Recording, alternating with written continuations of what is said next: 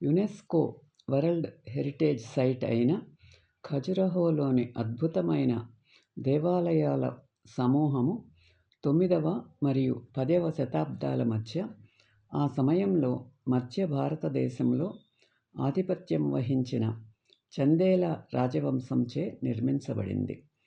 దేవాలయాలలో అత్యంత ఆకర్షణీయమైనది కందారియా మహాదేవ్.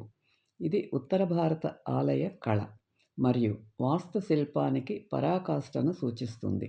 ఇది దాని గొప్ప శ్రావ్యమైన కూర్పు, దాని సున్నితమైన శిల్పకళ అలంకారానికి విశేషమైనది. దేవతలు మరియు మృగాలు, యోధులు, ఇంద్రియాలకు సంబంధించిన కన్యలు, నృత్యకారులు, సంగీతకారులు.